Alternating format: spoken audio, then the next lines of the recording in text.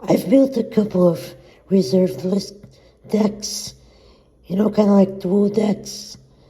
And let's check out the black and blue deck. So we have Undiscovered Paradise. 1 mana of any color, but then you gotta return it to the owner's hand. Still useful. We got 2, 3, 4, 5, 6, 7, 8, 9 swamps. And 7, 1, 2, 3, 4, 5, 6, 7 beta islands. Then you got the escaped shapeshifter, a 3/4 that if your opponent controls something with flying, then it gains flying. Same thing for trample and so on. We got 4 copies of this cards. It's from Tempest. We got the minion of the Vash set, a 4/4. You gotta pay 2 black mana during upkeep or it deals damage to you, but you can tap for a creature to get +3, -2 until end of turn. You got 2 copies. And the Keeper of Trasenhorn from Alliances, 6/6 for 6, okay. But if it attacks and it's not blocked, then the thing that happens is that the defending player loses 2 life. If it's not blocked. We got the Imp. Okay.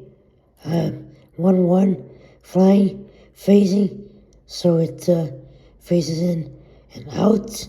And when it does, you either discard or draw cards. Made you look. Zephyr. Flying cannot be the target of spells or abilities. Quite nice, but expensive for a 3/4 at 6 mana. Harbinger of Night. So it's a 2/3, and during your upkeep, you put a -1/-1 counter on each creature. So it can be useful when used the right way. Of course, Spirit of the Night. It's a 6/5 for 9 mana, but it has flying, trample, protection from black, first strike when attacking, and it has a haste.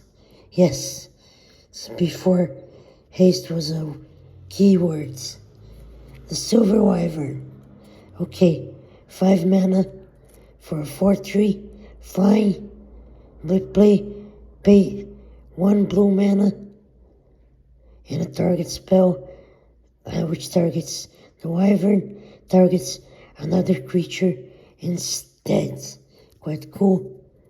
Catacomb Dragon from Mirage, 6 mana for a 4/4 flying, and when it's blocked by any non-artifact, non-dragon creature, that creature's power is halved. Very cool. Krovikan Horror, 4 mana for a 2/2, but at the end of any turn, if it's in your graveyard with a summon card above it, you may put it into your hands. Pay 1, sack a creature to have Horror deal 1 damage to creature or player. Very nice. And this is old stuff, It's different. It's a big creatures deck. So we got Shoku Endbringer, a 5/5 with flying, cannot attack if there is another creature in play.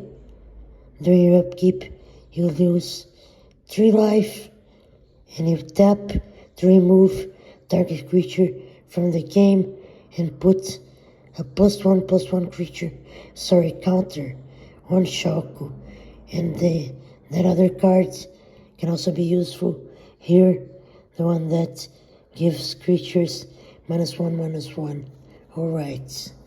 Net Commander Graven Ilvac. Okay, a 7/5.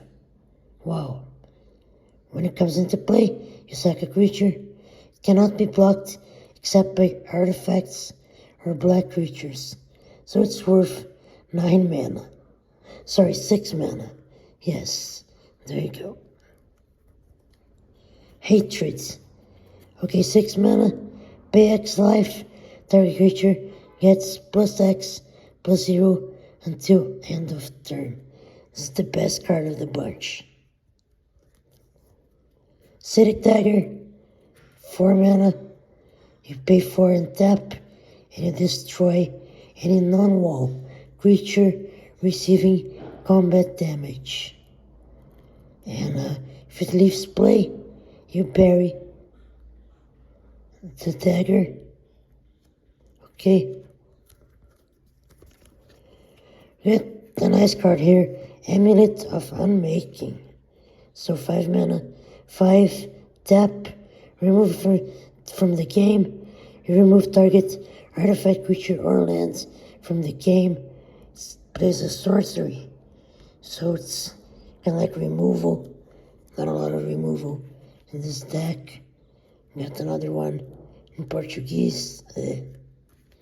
Ring of Kicks. So for 3 mana, it has Echo, and 1 tap, you tap artifact, creature, or lands. Pseudo removal, perhaps.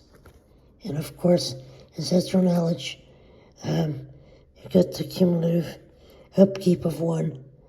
And when it comes into play, you look at the top 10 cards of your library. You exile any number of cards and put the rest on top of your library in any order. But if it leaves play, you gotta shuffle. And Unfulfilled Desires, you pay 1 mana and 1 life, draw a card, and then discard the cards. There's a green-red deck as well, so it's like 2 decks, but I'm gonna show it to you next time, right? So thank you for watching, subscribe, and I hope you build your own reserved list only, except for lands deck.